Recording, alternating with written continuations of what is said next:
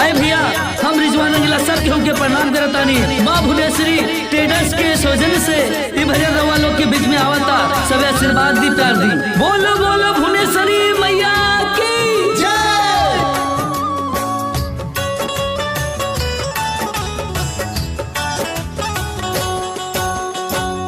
माए बेटा के निर्मल नाता, माए बेटा के निर्मल नाता, महीस चले ला जहनवा भुवनेश्वरी मैया। पूरा कैलु सब के सपनवा भुवनेश्वरी मैया, पूरा कैलु सब के सपनवा।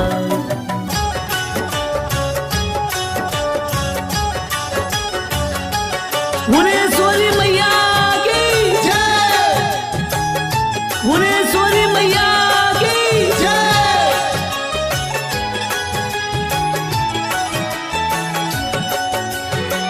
जब जब भगतन पे आयल विपत्तिया, ले हलो तुम्हारी अवतार। भुवनेश्वरी मैया की जय। जब जब भगतन पे पड़ला विपत्तिया, ले हलो तुम्हारी अवतार।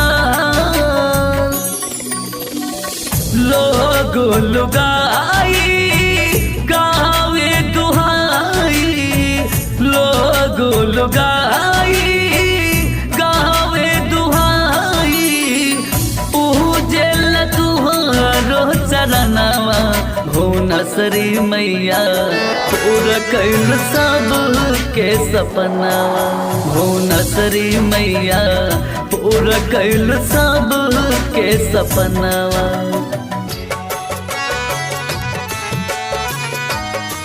भुवनेश्वरी मैया की जय, भुवनेश्वरी मैया की जय।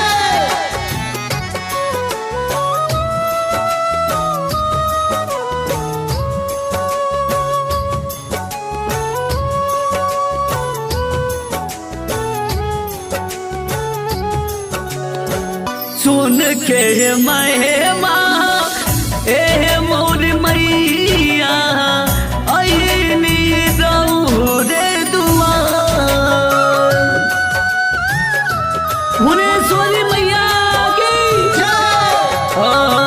सुन के महिमा ए मोर मैया, आईनी दौरे दुआर। टेकिल माथावा जोड़ के हाथावा, टेकिल माथावा जोड़ के हाथावा। प्रदीप मंसारम पे दई दाधियनवा भुवनेश्वरी मैया, भुवनेश्वरी मैया। पूरा कैलु सब के सपनवा भुवनेश्वरी मैया। माए बेटा के निर्मल नाता, माए बेटा के निर्मल नाता, महीस चले ला जहनवा भुवनेश्वरी मैया। पूरा कैलु सब के सपनवा भुवनेश्वरी मैया, पूरा कैलु सब के सपनवा।